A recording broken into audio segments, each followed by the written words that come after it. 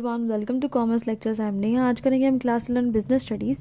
आज का हमारा टॉपिक है मेरिट्स या फिर एडवांटेजेस ऑफ डिवेंचर्स, यानी डिवेंचर्स अगर हम इशू करते हैं तो उसके हमें क्या फ़ायदे मिलते हैं। गाइज, अगर आपको ये सभी नोट्स चाहिए सो नीचे डिस्क्रिप्शन में लिंक मिल जाएगा, उस ऐप में से आप नोट्स डाउनलोड कर सकते हैं। सबसे पहला पॉइंट है लो कॉस्ट, यानी अगर हम डिवेंचर्स के थ्रू पैसा रेज करते हैं, अपनी कंपनी में डिवेंचर्स के थ्रू पैसा लाते हैं तो हमें बहुत सस्ते में पड़ता है। चीपर सोर्स ऑफ फाइनेंस, यानी ये बहुत हमें सस्ता पड़ता है।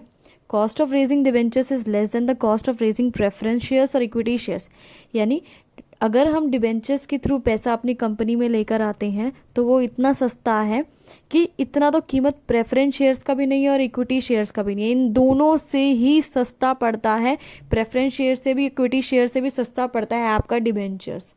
Second point, no dilution of control. इसका क्या मतलब है?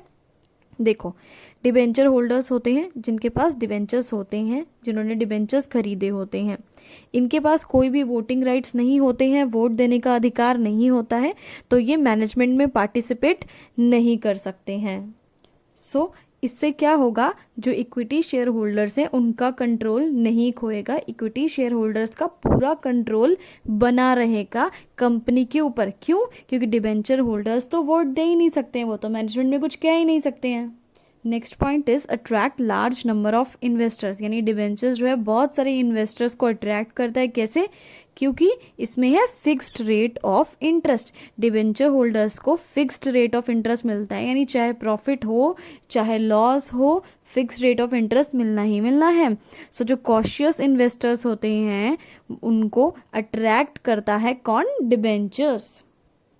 Next point is interest is treated as an expense, यानी डिवेंचर होल्डर्स को जो हम इंटरेस्ट देते हैं उसे एक एक्सपेंस यानी खर्चे के तौर पे ही माना जाता है। सो क्या होता है, जब हम इनकम टैक्स कैलकुलेट करते हैं, इनकम टैक्स निकालते हैं, तो हमारी टोटल इनकम के ऊपर लगता है। आप सबको पता है जो हमारी इनकम होती है उसके ऊपर ही इनकम टैक्स लगता है ना। तो इनकम में से पहले इस खर्चे को यानी इंटरेस्ट को माइनस करते हैं, फिर इनकम टैक्स लगाते हैं, इनकम टैक्स निकालते हैं। नेक्स्ट पॉइंट है फ्लेक्सिबिलिटी। इसका क्या मतलब है? A company can repay funds raised through debentures when it does not require it anymore, यानी डिवेंचर्स बहुत ज़्यादा फ्लेक्सिबल होते हैं।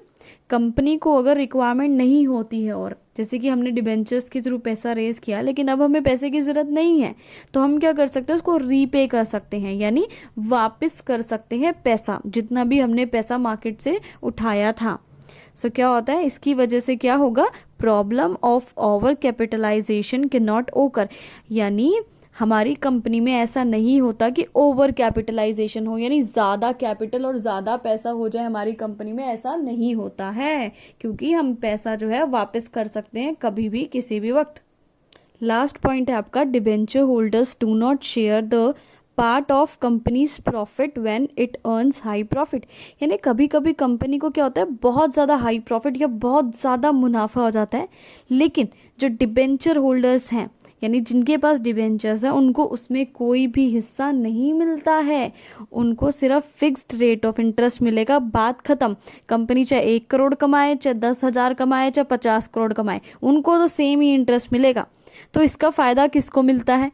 So equity shareholders can earn more at the time of high earnings. So सारा फायदा जाएगा इक्विटी शेयर होल्डर्स के पास, उनको ज़्यादा अर्निंग मिलेगी, ज़्यादा पैसा मिलेगा।